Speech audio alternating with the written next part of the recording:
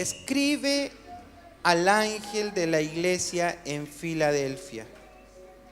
Esto dice el santo, el verdadero, el que tiene la llave de David, el que abre y ninguno cierra, y cierra y ninguno abre. Yo conozco tus obras. Aquí he puesto de ti una puerta abierta, la cual nadie puede cerrar. Porque aunque tienes poca fuerza, has guardado mi palabra y no has negado mi nombre. He aquí, yo entrego de la sinagoga de Satanás a los que se dicen ser judíos y no lo son, sino que mienten. He aquí, yo haré que vengan y se postren a tus pies y reconozcan que yo te he amado, por cuanto has guardado la palabra de mi paciencia. Yo también te guardaré de la hora de la prueba que ha de venir sobre el mundo entero para probar a los que moran sobre la tierra. He aquí, yo vengo pronto. Retén lo que tienes, para que ninguno tome tu corona. Y al que venciere, yo lo haré columna en el templo de mi Dios, y nunca más saldrá de allí. Ya escribiré sobre él el nombre de mi Dios y el nombre de la ciudad de mi Dios, la nueva Jerusalén, la cual desciende del cielo de mi Dios, y mi nombre nuevo. El que tiene oído, oiga lo que el Espíritu dice a las iglesias. Amén. El que tiene oído, oiga lo que el Espíritu dice a las iglesias. Iglesias en plural, porque es un solo mensaje dado a estas 7 iglesias seleccionadas por el Señor de esta región de Asia Menor. 7 iglesias que tienen características distintas, y cada una de ellas el Señor manifiesta sus virtudes, sus defectos, pero en cada una de ellas el Señor da promesas. Y cuando fuimos revisando estas 6 cartas, ya llegamos a la número 6, y hemos ido haciendo un paneo por cada una de las iglesias. Parecía ser que eran iglesias bastante alejadas de la gracia.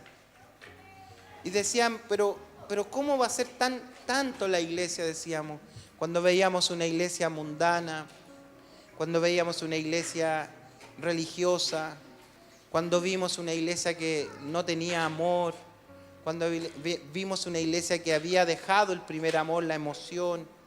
Había una iglesia que se había contaminado con las doctrinas imperantes, cuando otros habían tergiversado la verdad con misticismo, cuando otros habían transformado la gracia del Señor y le habían puesto elementos religiosos, habían hecho una mezcla entre el evangelio y el judaísmo. Entonces habían traído figuras del judaísmo y la habían implementado en el evangelio.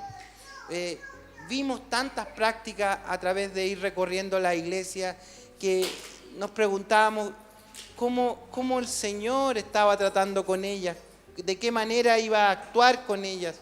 Y eso es una evidencia y una preocupación para nosotros como iglesia hoy.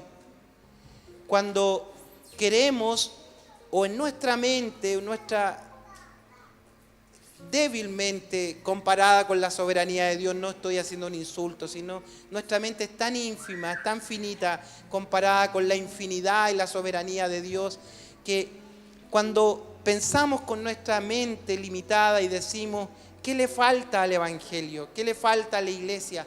¿O cómo debiera ser una iglesia? Entonces podríamos hacer un censo, una encuesta acá de cómo usted quiere la iglesia.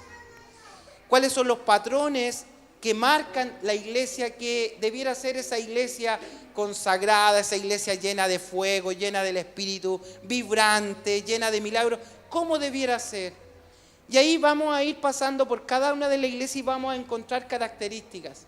Entonces si íbamos, no sé, a Pérgamo, encontramos la doctrina ahí, decían, mira, los nicolaitas dicen que para hacer una iglesia vibrante no tienes que tener plantas verdes, tienes que tener arreglos florales aquí al lado del púlpito. Para hacer una iglesia vibrante, llena del Espíritu, tienes que tener esta forma de ser. Para hacer una iglesia que adora de verdad, te están faltando los mandolinos. Para hacer una iglesia vibrante de verdad, es que tienen que hacerlo. Yo podría nombrar y herir susceptibilidades que no quiero hacerlo. Pero notemos cómo cada cual, al recorrer estas iglesias, vamos encontrando características. Y tienen que ver mucho con cuál ha sido la formación que hemos tenido de base. ¿Cuál es la formación? Yo me crié, yo nací, de hecho, mi mamá llegó al Evangelio, cuando ella era católica, llegó a una iglesia evangélica pentecostal, que ellos son pietistas de base. Pietistas quiere decir que guardan mucho la piedad. Entonces, las hermanas no se maquillan, no se cortan el pelo, viven abstraídos del mundo, no ven televisión. En mi infancia era pecado ver televisión. Era pecado, textual, pecado, de verdad. Entonces éramos muy pietistas, muy consagrados y todo. Entonces mi marca en mi mente de una iglesia realmente espiritual es ese modelo, porque eso aprendí. Eso es lo que me formaron de base. Entonces, cuando yo estaba en esa burbuja, que es hermosa, por cierto, viví experiencias maravillosas que algunas veces les he contado, es preciosos en ese ambiente. Pero cuando yo miraba la iglesia de Nueva Providencia, que no existíamos, pero comparémonos con nosotros para no hacer ningún juicio de valor. Miraba la iglesia de Providencia y dice, no, pues esa iglesia es mundana. Allá las hermanas se arreglan. Allá tienen banda. De hecho, la iglesia evangélica no toca instrumentos. Entonces nosotros las iglesias que tocaban instrumentos eran como mundanas. Entonces cualquier iglesia que no fuera de esa manera, tanto así que yo crecí convencido, se lo digo, me desnudo delante del Señor, me confieso hoy día, yo crecí pensando que la iglesia evangélica pentecostal era la única que se iba al cielo. De verdad. Entonces decía, todos los demás estaban perdiendo el tiempo. Los únicos que se van al cielo realmente somos nosotros, decíamos, y nosotros, aquí está la pureza. Pero levantamos la alfombra y teníamos hedor a muerte. O yo tenía hedor a muerte. Entonces, cuando yo voy revisando las iglesias y el patrón de cada una de ellas, nos empezamos a preguntar, y bueno, ¿y cuál es la iglesia que realmente el Señor ama? ¿Cuál es la iglesia que va a ser sostenida por el Señor? Esa iglesia ritualista, esa iglesia que se preocupa de la forma, esa iglesia pietista. ¿Cuál es la iglesia? Y seguíamos, íbamos a la otra iglesia, otra iglesia, y encontramos que el Señor le había dicho, mira, tú has guardado la palabra, tienes doctrina, tienes todo, pero te falta pasión, te falta emoción, dejaste el primer amor. Y ahí había otro problema. Y después fuimos a la otra y la iglesia se había transformado en materialista. Estaban vendiendo cositas, habían dedicado, porque tenían que construir, habían dedicado la vida a hacer obras materiales. Y hoy por hoy también podemos ir buscando nosotros, ¿cierto? ¿Cuál sería la iglesia ideal? ¿Cómo sería la iglesia ideal? Y podríamos nosotros hacer un barrido, un escaneo dentro de nuestra institución, fuera de nuestra institución. ¿Y cuál será el mejor pastor, la mejor iglesia? ¿Cuál serán? Y a veces podemos desgastar la vida diciendo cuál es la iglesia que realmente el Señor ama. Y hasta que llegamos a la iglesia de Filadelfia, el estándar de una iglesia fiel. Y el Señor también se dedicó y encontró una. Y esta iglesia nos sirve a nosotros no para decirnos, porque yo he escuchado este mensaje Y ya decimos, aquí viene un mensaje de bendición, porque vamos a hablar de la iglesia fiel. Y el pastor seguro que nos va a decir esta mañana, hermano, no te preocupes, tienes una puerta abierta. A tu problema tienes una puerta abierta, porque donde el Señor abre nadie cierra. Está enfermo, el Señor le va a abrir una puerta, porque aquí dice, el que abre ninguno cierra. Y pareciera que eso es lo que queremos oír. Eso es lo que queremos.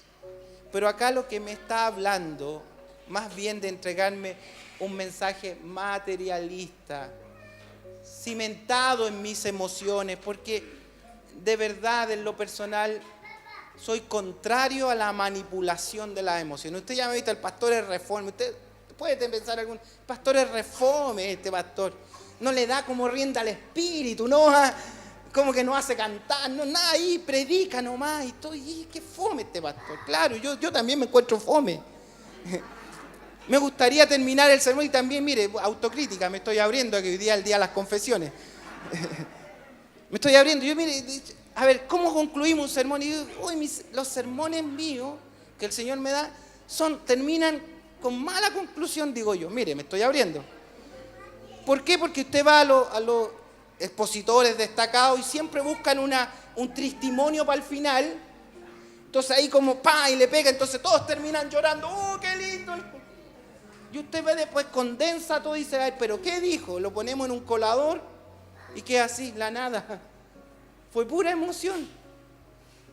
Y no tiene que ver con el cargo que tenga una persona y nada. Entonces ponemos el sermón ahí. ¿Qué me quedó para después? Y se va todo, se discurre todo y en el colador no quedó nada. Entonces, la verdad, ¿qué distingue? Y eso es lo que quiero preguntarles a ustedes. ¿Qué distingue la iglesia fiel?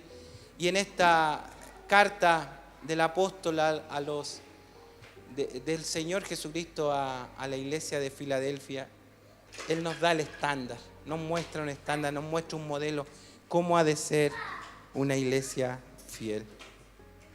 Si se recuerda, hay dos iglesias que el Señor alaba, que es la segunda y la sexta. ¿Se acuerda que hablamos de esta estructura quiástica como envoltorio? Entonces las dos de afuera son las que estaban más expuestas al peligro, que es la primera y la última que vamos a ver la próxima semana, si Dios quiere.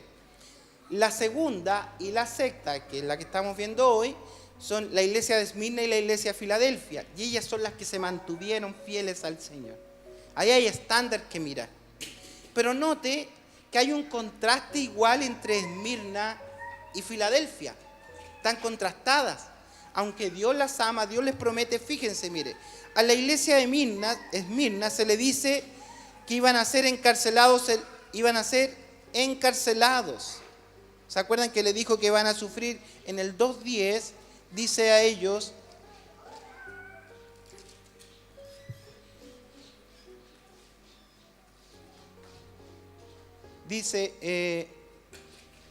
no temas en nada lo que vas a padecer, he aquí el diablo echará a algunos de vosotros en la cárcel para que seáis probados. ¿Ve lo que le está diciendo a Esmirna? También una iglesia fiel.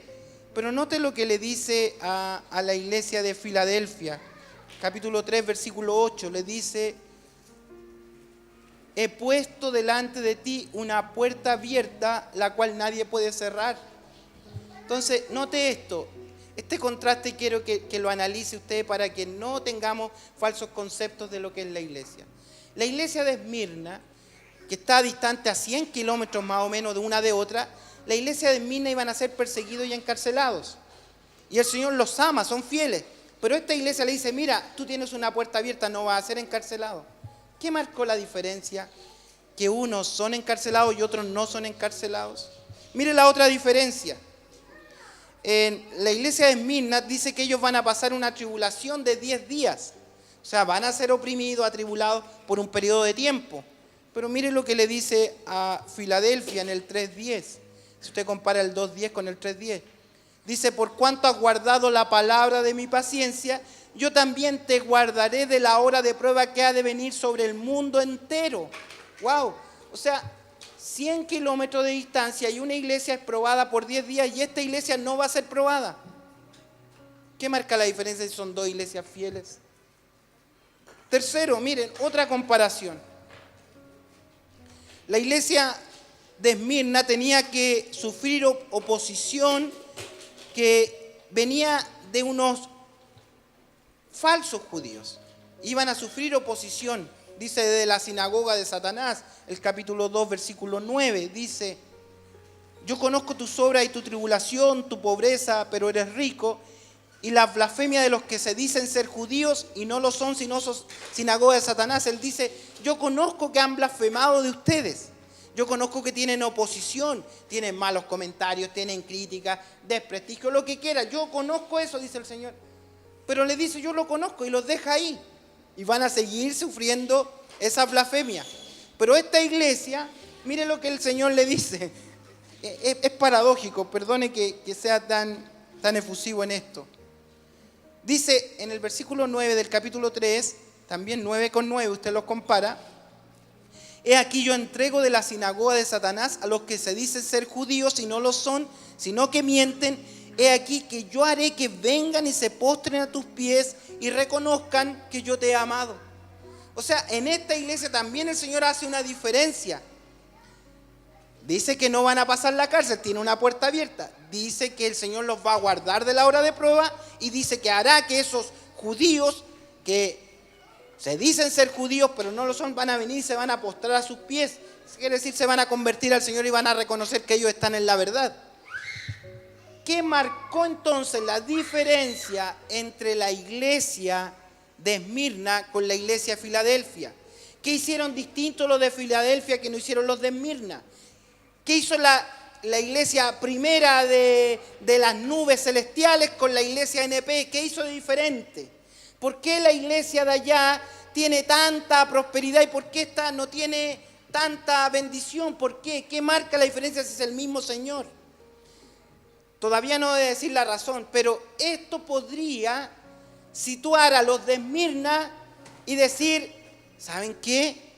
¿Por qué no nos vamos a Filadelfia mejor? Si aquí vamos a ser encarcelados, allá no. Si aquí vamos a pasar pruebas, allá no. ¿Por qué no nos vamos a Filadelfia? Y podría ser posible que los de Filadelfia, mirando por el internet las reuniones de Esmirna, decir: nosotros no somos como los de Esmirna, ¿eh? Cuidado, aquí hay que tener cuidado. Nosotros sí que andamos en la sana doctrina, el Señor nos ha amado, vean cómo crecemos. No somos, esa iglesia tiene como 10 miembros nomás, pero acá miren, crecemos y crecemos. Podría ser posible también, ¿cierto? Entonces, ¿qué marca la diferencia entre Esmirna y Filadelfia? Una sola cosa. Una sola cosa marca la diferencia. Se llama soberanía de Dios. Se llama trabajo de Dios en las vidas de una iglesia local. Se llama intervención de Dios en cada vida, porque en definitiva el Señor no está haciendo iglesia para que el estándar de la iglesia se acomode a su tiempo presente. Está trabajando en vidas para llevarlas a la gloria, nada más. Y si el Señor lo trajo a una comunidad de fe, es soberanía del Señor, nada más. No hay estrategia. A ver, ¿cómo lo hace este? ¿Cómo lo? Entonces yo podría hacer o criticarlo o copiarlo. Mejor escucho el mensaje del Señor que me dice: yo conozco tus obras.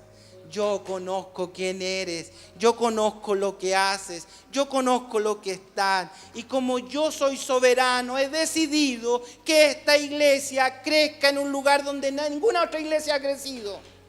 Como yo soy soberano, yo te voy a colocar recursos imposibles. Yo conversaba con ministros estos días en la asamblea, conversaba. Entonces alguno me decía: mire, pastor, no ha ido tan bien, estamos comprando 5 hectáreas, me decía, de terreno, tenemos estacionamiento, vamos a hacer unos campos deportivos, 5 hectáreas para la iglesia, aleluya. ¿Y cuánto le cuesta? No, 50 millones, ahí estamos juntando. 50 millones, dije yo, deme 5.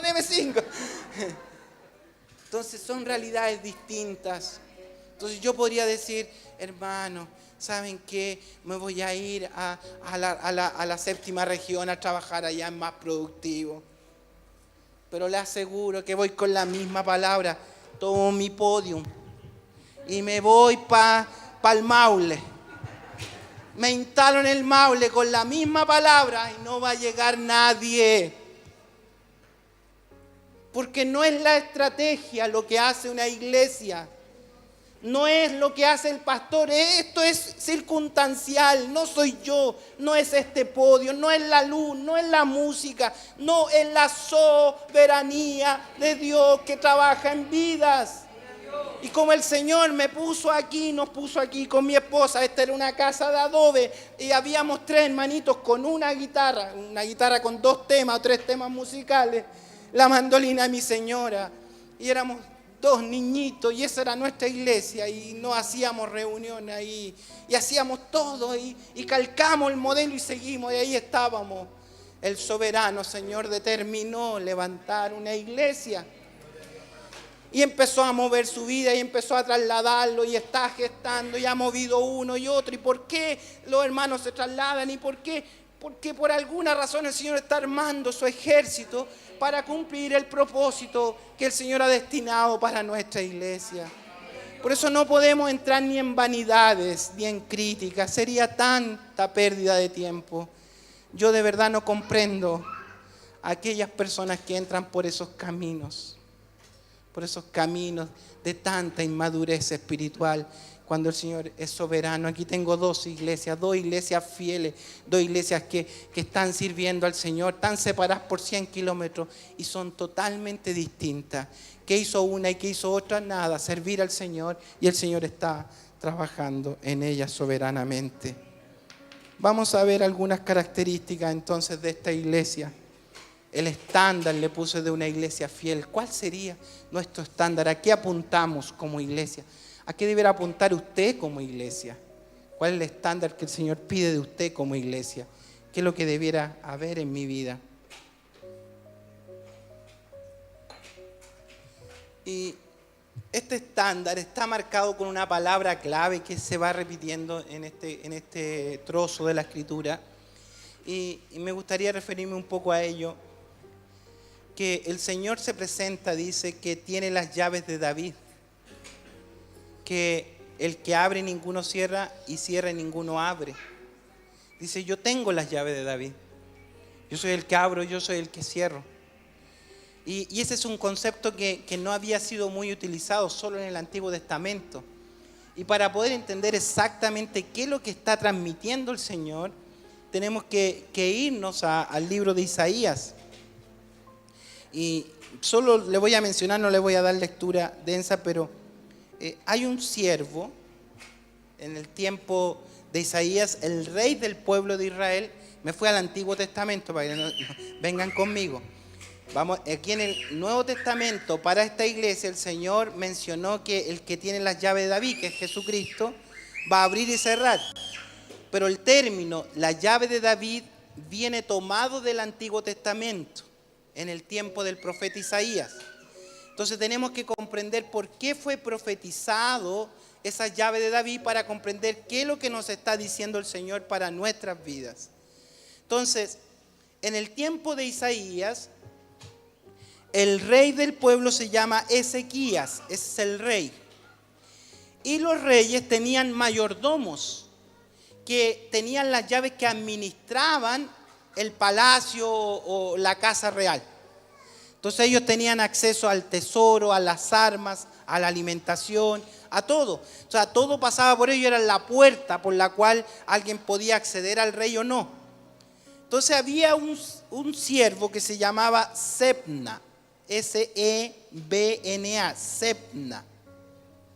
Él era el mayordomo. Y este mayordomo, en Isaías capítulo 22 sale la historia.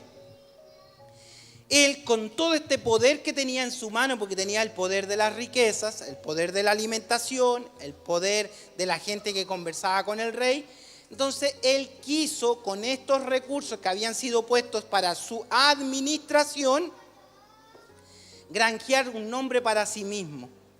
Tanto así que él compró un lugar donde iba a ser su sepultura. Antes de morir, él mandó a labrar una piedra donde estaba su nombre, para que cuando él muriera, en esa colina donde él compró con los recursos del rey, lo enterraran a él y apareciera su nombre. Él quería dejar perpetuado su nombre. su imagen. Él conversaba con la gente, entonces todos lo miraban a él. Ya nadie decía, yo con hablar con Semna basta. Entonces Semna había transgredido su administración, su mayordomía, y él estaba granjeando un nombre para sí mismo, buscando esto. Entonces el Señor le da una profecía y dice, Semna va a ser arrancado de su lugar y va a ser llevado a cautiverio. Va a morir en el exilio y todo lo que él construyó no va a servir para nada.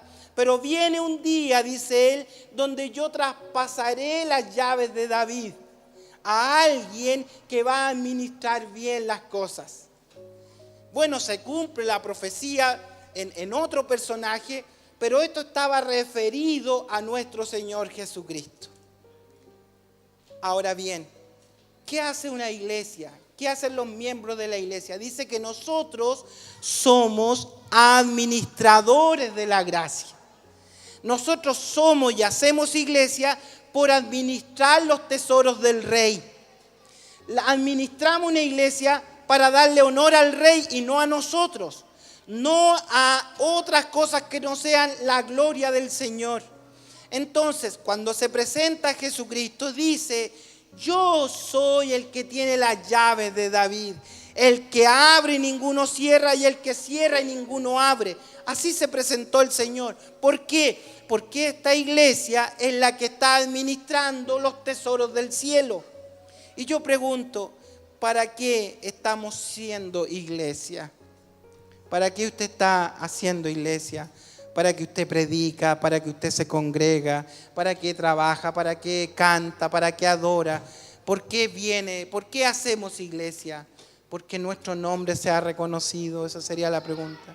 Es para que nuestro nombre, es para que en nuestra lápida digan, aquí yace el reverendo pastor Fernando Falcón Modare, pastor fundador de la iglesia Nueva Providencia. Qué absurdo sería.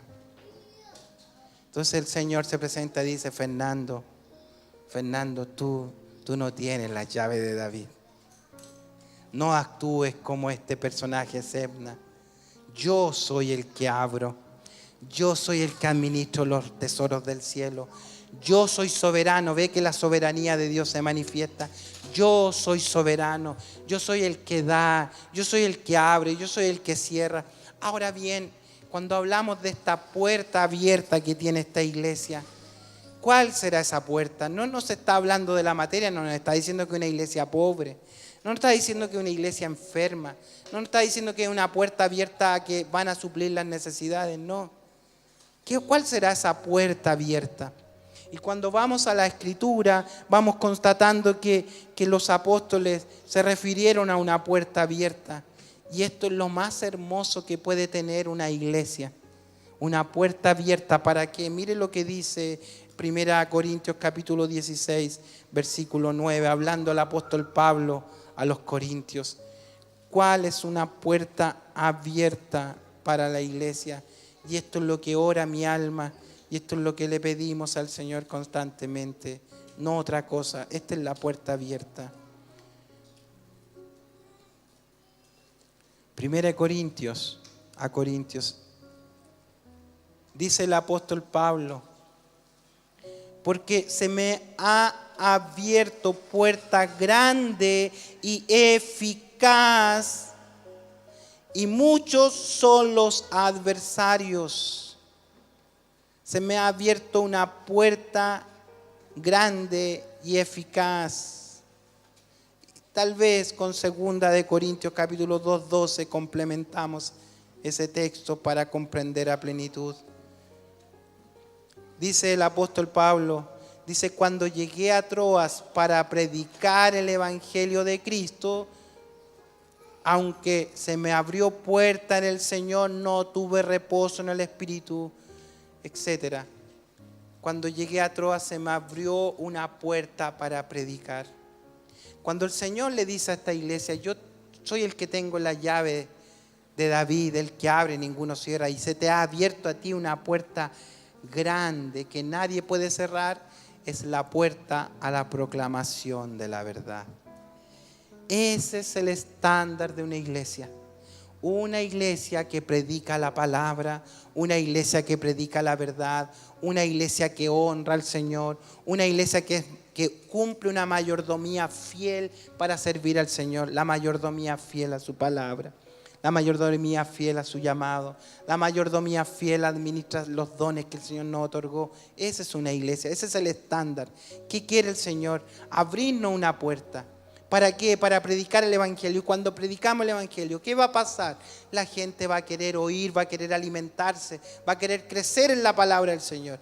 Por tanto, como van a venir más al conocimiento de la verdad y este lugar se va a hacer estrecho, si nosotros tenemos una puerta abierta para predicar la verdad, ¿qué cree que va a pasar? El Señor va a ver que hay tanta necesidad de espacio que Él nos va a asignar un espacio. ¿Se dan cuenta? Entonces, ¿cuál es la puerta abierta? La puerta abierta al Banco Central, la puerta abierta a conversar con el alcalde, la puerta abierta para algún ministerio de este gobierno. ¿Cuál es la puerta abierta que queremos? Es que se abra la puerta de nuestro entendimiento para predicar la verdad.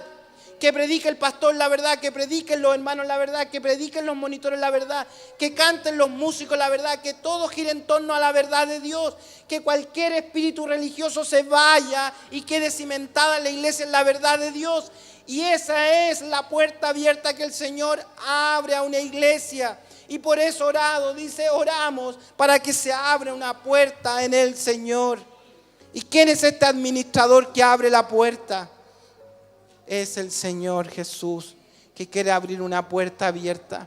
Y esto oramos cada vez que predica un hermano, cada vez que alguien trabaja, que oramos: Señor, ábrele la puerta, ábrele puerta al conocimiento, ábrele el conocimiento de la verdad. ¿Para qué? Para que la palabra corra y sea glorificada. Entonces, las características de una iglesia fiel están expresadas aquí, a una iglesia que se le han abierto las puertas. Entonces, por favor, no hagamos falsas expectativas con la palabra del Señor. Miren, lo mal que haría yo en decirle: hermano, tiene una puerta abierta, porque aquí el Señor dice que Él abre. No está hablando, el Señor abre caminos de bendición. Mire lo que dice el Salmo 1, por favor.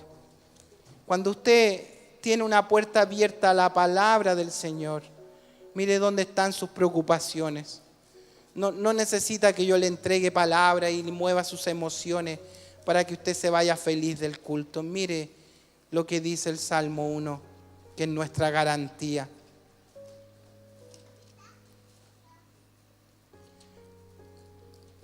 Bienaventurado el varón que no anduvo en consejo de malos, ni estuvo en camino de pecadores, ni en silla de escarnecedores se ha sentado. O sea, no está preocupado de vanidades o banalidades. ¿De qué está preocupado? Sino que en la ley de Jehová medita. En ella, en la palabra, en su ley medita de noche y de día la palabra. ¿Y cómo es esa persona que tiene una puerta abierta a la verdad? ¿Cómo es esa persona que medita en la palabra? Meditar es pensar en ella, es guardar, es vivir por esa palabra. ¿Cómo es esa persona? Será como árbol plantado junto a corrientes de agua, que da su fruto a su tiempo, su hoja no cae, y todo lo que hace prosperará. Entonces muchos quieren el camino fácil, que alguien con balitas mágicas dice: hermano, levante la mano, ahí va, y yo voy a sacar bendición del cielo, y le tiro la bendición, ya recíbela, es tuya, y usted agarra la bendición tuya. Hermano, si no somete su vida a la verdad de Dios, ¿cómo va a ser prosperado? Pero aquel que medita en la palabra del Señor, que tiene una puerta abierta a la palabra, va a dar su fruto a su tiempo. Lo vamos a esperar. No va a cambiar en un día ni en dos, pero vamos a ver a la vuelta de los años. Y decíamos: ¿es el hermano que no sabía ni orar? Sí, míralo ahora cómo habla, míralo ahora cómo sirve, míralo ahora cómo se dispone. ¿Y qué pasó? ¿Qué hizo el pastor? Y pastor, ¿cuál es tu estrategia? ¿Y qué están haciendo ustedes para reunir? Me preguntan a mí, ¿es verdad? me preguntan los pastores, ¿y cómo juntan fondos? Y dice, ¿cuántos son tus costos? Me dicen los pastores, ¿cuántos son tus costos ahí para Providencia? Debe ser difícil. Sí, yo le digo, mira, necesitamos un par de palos al mes, nomás un par de palos. Así que vivimos apaleados. Un par de palos. ¿Y qué hacen? ¿Qué venden? ¿Cómo juntan? ¿Hay cuotas? ¿Los hermanos tienen cuotas? ¿Cómo lo hacen? Porque para estar ahí hay que echarle, me dicen, hay que echarle. No, predicamos la palabra y confiamos en la mayordomía financiera de cada uno. Y el Señor ha sido fiel. Desde que éramos 5 hasta ahora que somos más de 100, el Señor ha sido fiel y sigue enviando los recursos y siguen llegando. ¿Y cómo lo hacen? Y no hacemos, y no venden, no vendemos, no tenemos espacio para vender. Y yo no quiero que mi hermanita, eso le digo yo no quiero que mi hermanita esté en pasada cebolla. No quiero, yo quiero que mis hermanitas tengan olor a Dios, que estén hermoseadas por la gracia del Señor, que su aroma sea la palabra. Me goza más que hagan un completo a que oren y la escucho orar y mi corazón se conmueve. ¿Por qué? Porque la palabra va corriendo, va haciendo vida. Vemos cómo meditan en la palabra. ¿Y después qué hacemos? Y todo lo que hace prosperará. Aquí llegaron muchos siendo trabajadores y que quedaban sin pega. Y de pronto el Señor le armó una empresa. ¿Y cómo lo hizo? Bueno, yo me acuerdo un día, el Señor dijo, haga empresa, hermano, no sé cómo. Y algunos tomaron eso y el Señor le empezó a prosperar. Pero no hemos hablado de prosperidad, porque esta es la verdadera prosperidad de una iglesia. Este es el estándar de una iglesia fiel. Una iglesia que se mantiene apegado a la verdad de Dios. Será como árbol plantado junto a corrientes de agua, y todo lo que hace prosperará. Finalmente, ¿cuáles son las promesas para esta iglesia? Versículo 9, el Señor le da varias promesas a esta iglesia.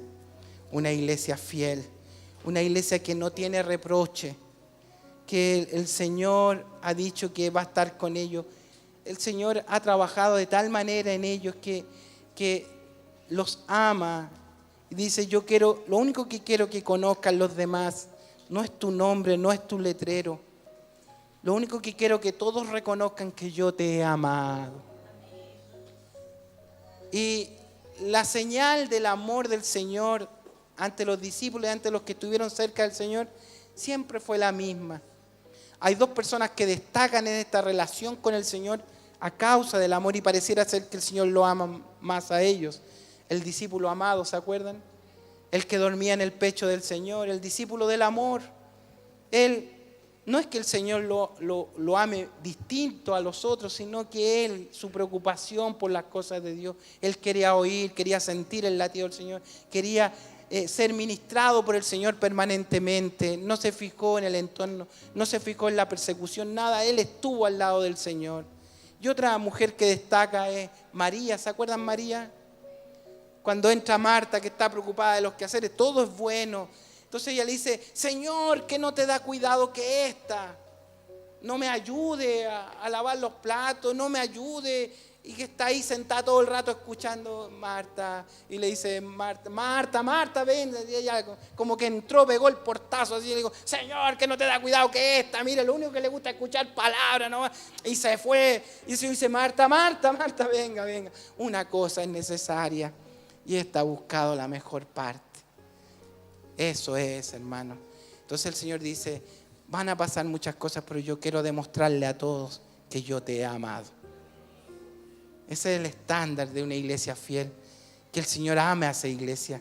¿Y cómo se demuestra el amor del Señor? Ya sabemos toda su obra salvífica y en nosotros nos quedamos como pegados en el tema soteriológico y eso a mí me complica, me molesta en realidad cuando todo en la iglesia es soteriología, la salvación. Y simposios para discutir, se pierde, no se pierde, las técnicas legales y todo. Y todo se transforma en la cruz y hablamos de la cruz, que hay que hablar, no estoy desconociendo eso. Pero el amor del Señor no es solo la cruz. Aquí está diciendo, yo quiero que todos conozcan que yo te he amado. ¿Y cuál sería la marca distintiva para una iglesia fiel? Es que usted, el Señor, lo ama, le abre su mente, le abre su corazón para comprender la verdad de Dios. Las riquezas del cielo el Señor abre y nadie puede cerrar. Y si el Señor le abre su mente y usted logra comprender las riquezas del cielo, dice: nadie puede cerrar, yo abro. Y hay otros que se esfuerzan y el Señor cierra, y más que leen y no pueden, el Señor abre y cierra. Él es el administrador de los tesoros del cielo. Qué bendito es el Señor. Yo quiero que todos sepan que yo te he amado. Y termino entonces en el versículo 9 este mensaje.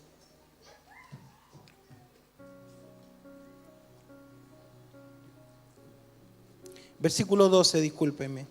Al que venciere entonces, yo lo haré columna en el templo de mi Dios. Lo haré una columna en el templo de mi Dios y nunca más saldrá de allí. Y escribiré sobre él el nombre de mi Dios y el nombre de la ciudad de mi Dios, la nueva Jerusalén, la cual desciende del cielo de mi Dios, y mi nombre nuevo. Mire todo lo que va a hacer el Señor con nuestras vidas. Dice que nos va a transformar a nosotros en columna. ¿Qué es una columna? Es algo que sostiene un edificio, ¿cierto? Y el Señor está construyendo su iglesia. Y lo que sostiene una iglesia es una columna. Y dice que esta columna vamos a ser nosotros. O sea, al que vence, al que se mantiene fiel al Señor, al que sigue este estándar de iglesia, el Señor lo va a hacer una columna en el templo de Dios. ¿Y cuál es esa columna? ¿A qué se debe la columna? Dice la palabra del Señor, hablando el apóstol Pablo a Timoteo, que nosotros somos columna y baluarte de la verdad. Entonces dice: mira, tú vas a ser una parte fundamental en el cuerpo de Cristo. Tú vas a ser una columna en la iglesia del Señor. ¿Pero cómo es una columna? Por su aporte, por su perseverancia. ¿Por qué usted podría ser una columna en la iglesia? Cuando usted tiene una puerta abierta a la verdad y cimenta su vida en la verdad, cuando su vida está llena de la gracia del Señor, cimentado en la verdad de Dios, yo haré que tú seas una columna.